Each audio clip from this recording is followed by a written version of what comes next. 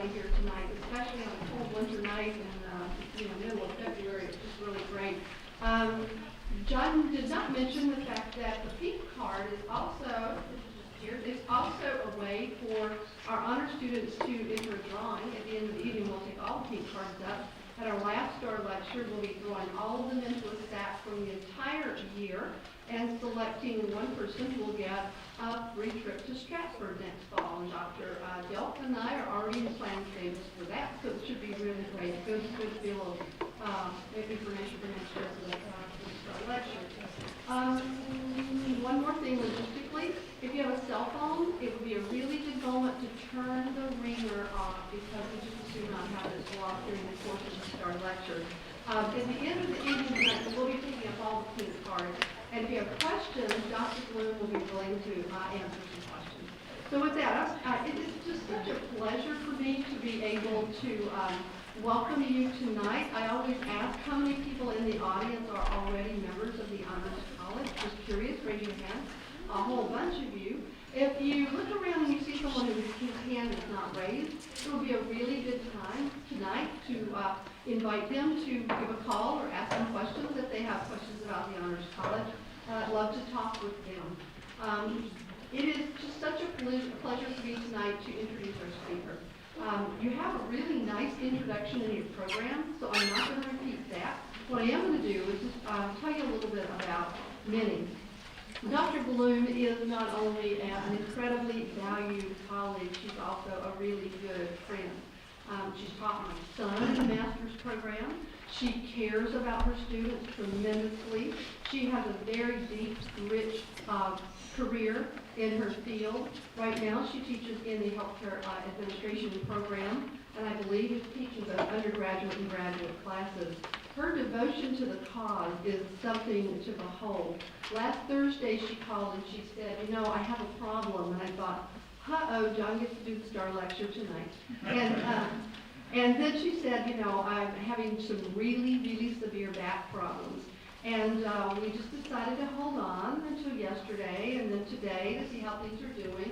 So Minnie said that if I wince or look like I'm in pain, it's just because I'm in pain. It's nothing to worry about. So I thought I would tell you that because she was so excited about what she has to present tonight that she's here with some pretty severe back pain. So I really, really welcome that. I hope you will do everything in your power tonight to make her feel welcome and embraced by our group. She'll be talking for a while, and then she will be willing to answer questions if you have them. So be sure to jot your questions down. With that, it's my distinct pleasure to introduce Dr. Minnie Bluhm.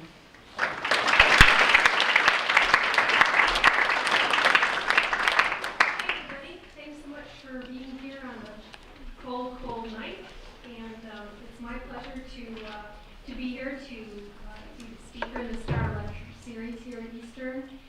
The topic of my talk, as you can see, is improving the odds of a life well lived, the links between health and emotion. So, as you know, the theme of the series this year is pursuing a life well lived.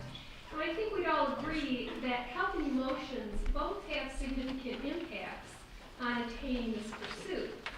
So this evening, I'd like to talk with you about the links between health and emotion and their relationship to a life well lived. So just to give you a little overview of what we'll be talking about tonight, I'll say a little bit about what is a life well lived.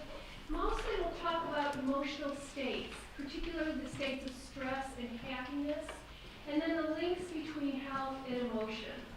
And then finally we'll look at implications, both for individual health and for population health, in terms of this connection, this mind-body connection.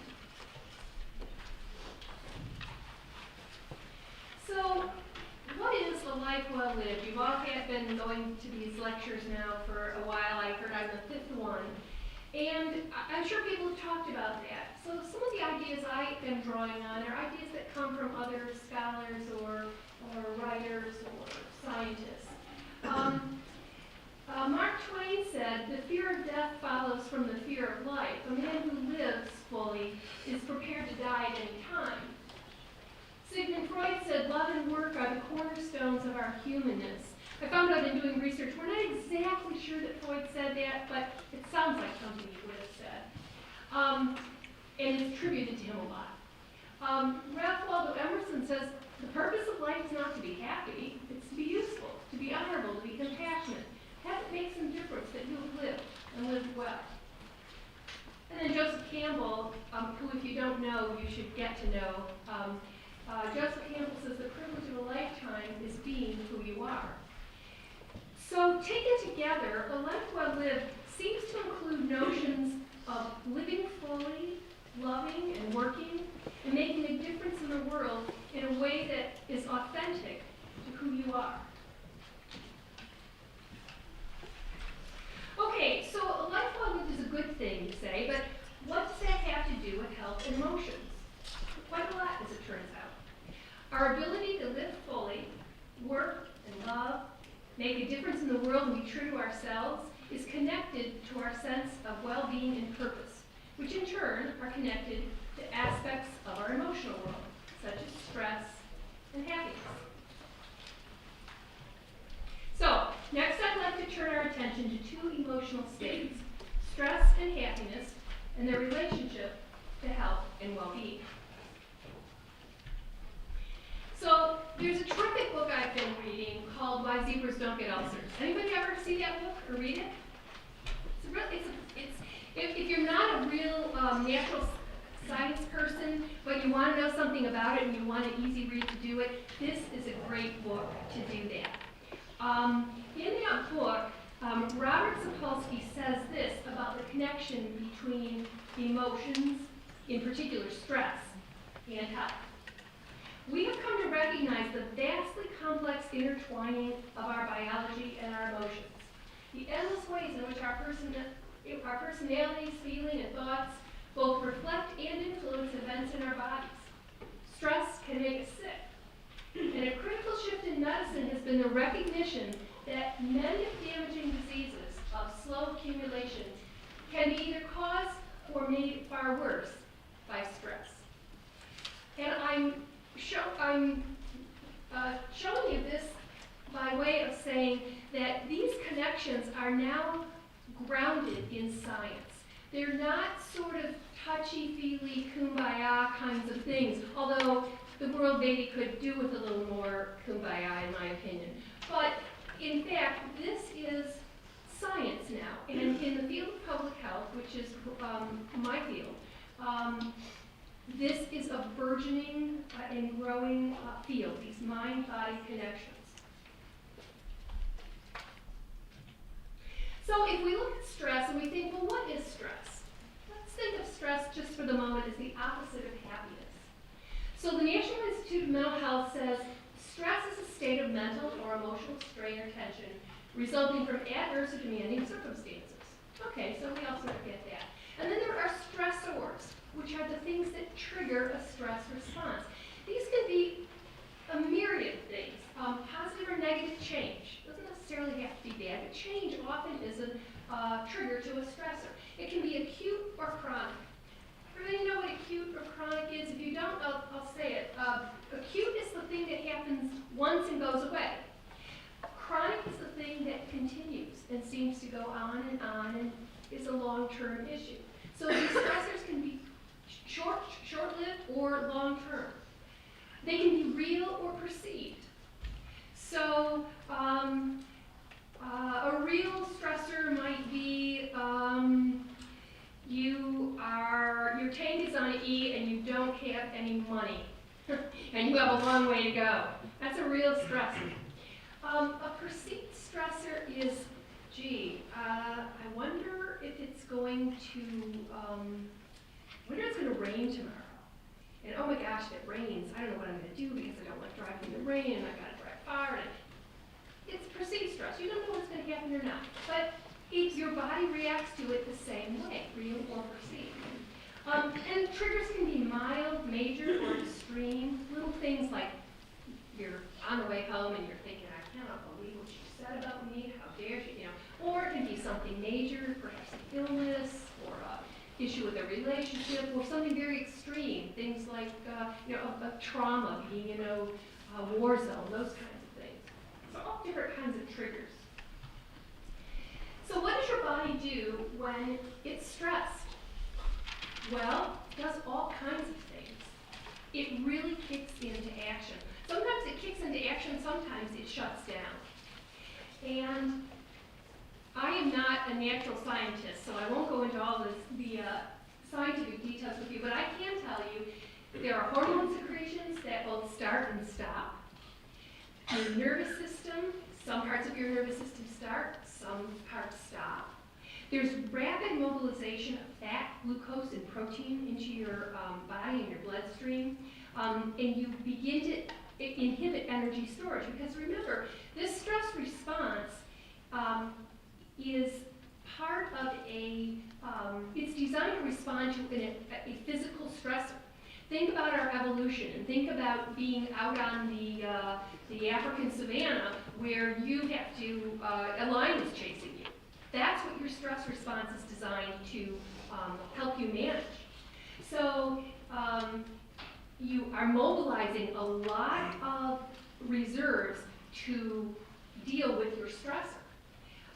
Your heart rate, your blood pressure, your breathing rate, all of those increase. And your long-term projects are halted.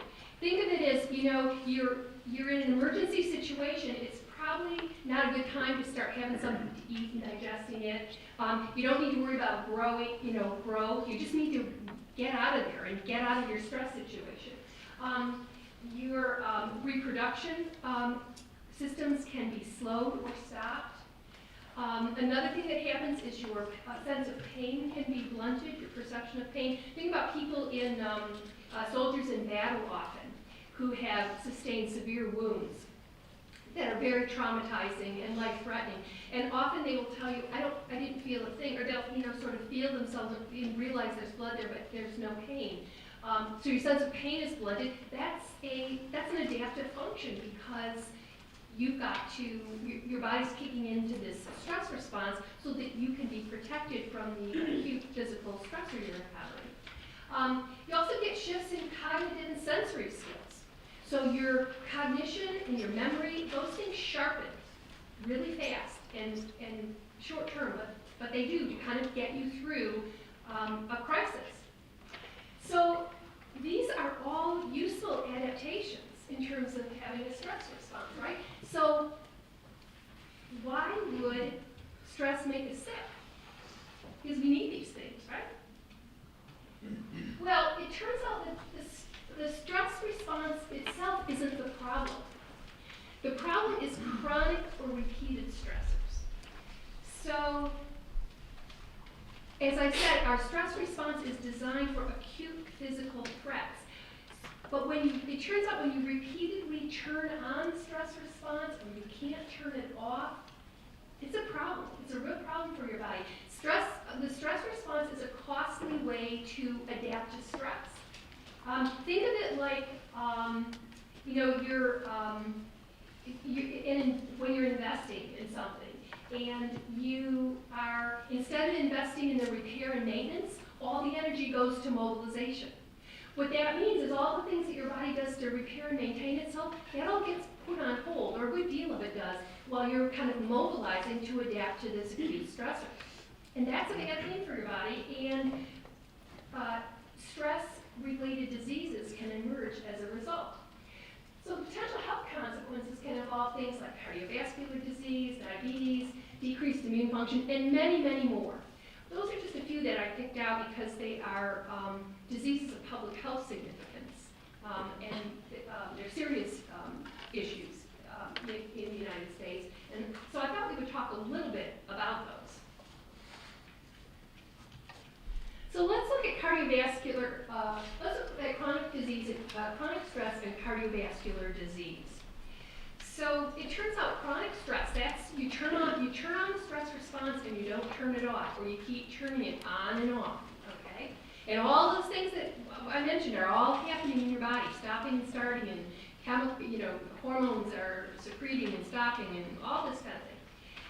This can cause hypertension, for one. Hypertension, as probably all of you know, is high blood pressure. That's a problem. And that means that all must work harder. And when it works harder, it wears out faster. Atherosclerosis can be another result of chronic stress, which is the plaque buildup in your arteries. And what happens is there's damage and inflammation of the vessels, and this circulating crud in your bloodstream tends to stick more easily and cause blockages.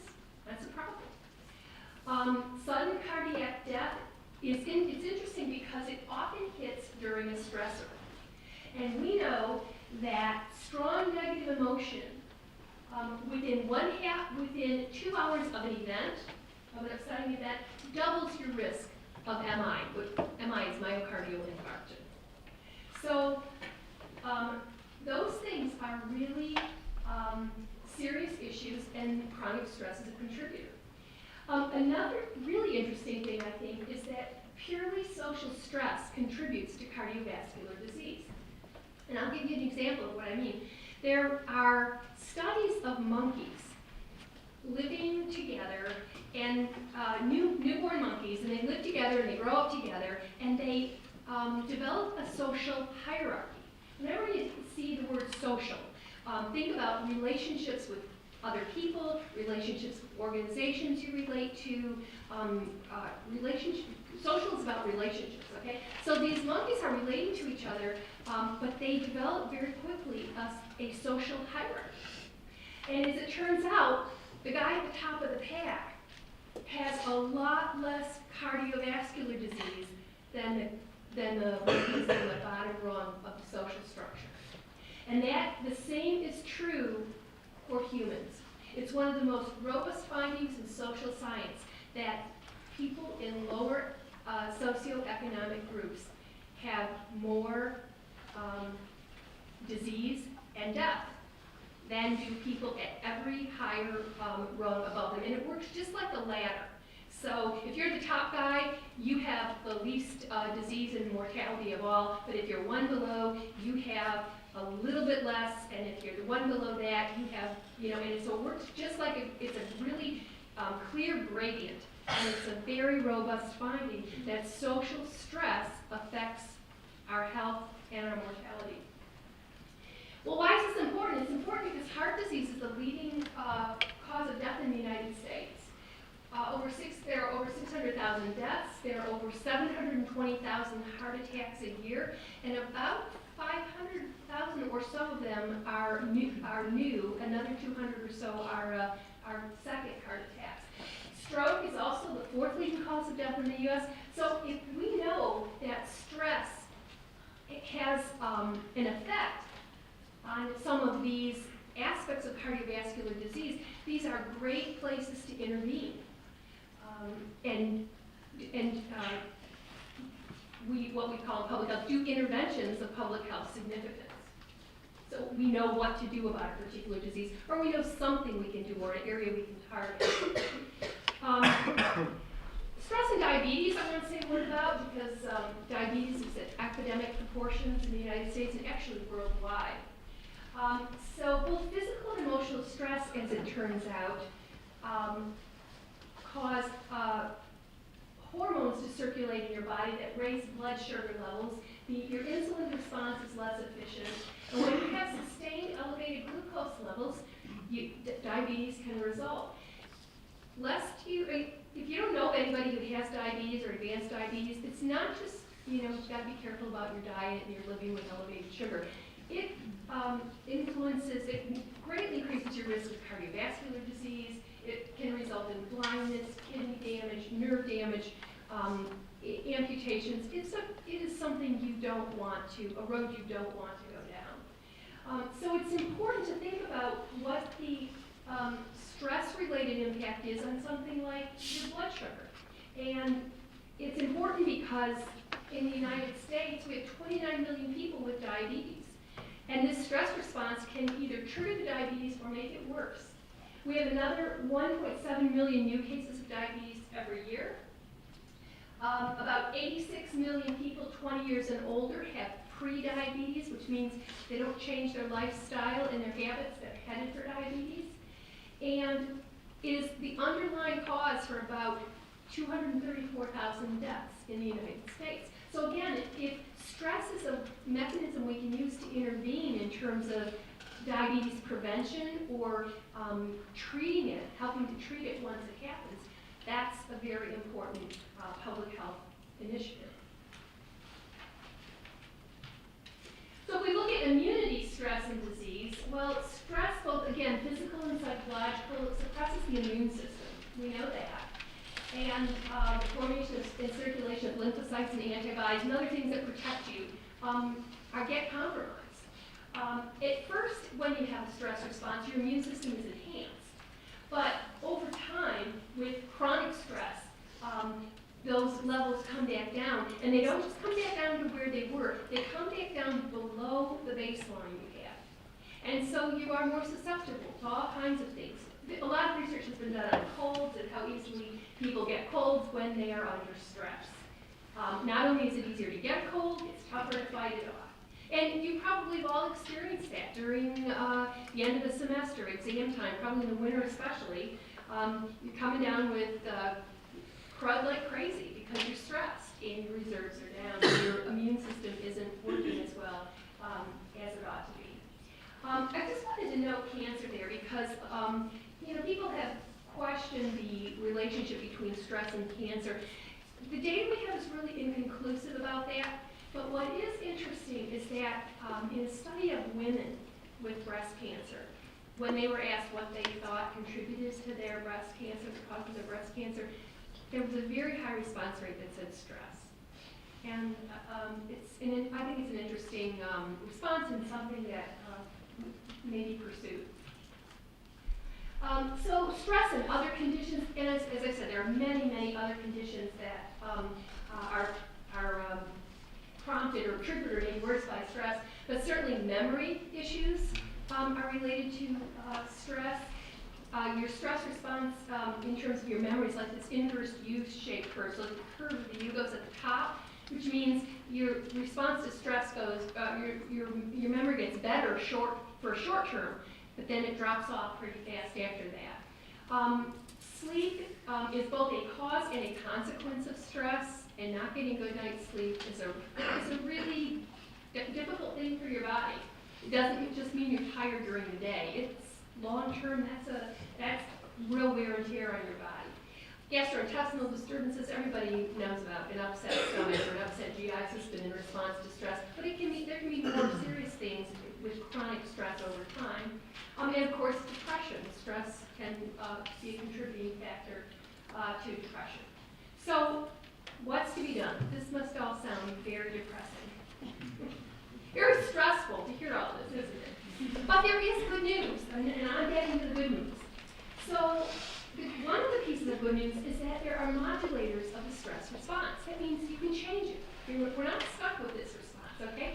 And here are some of the ways that scholars have discovered we can change it.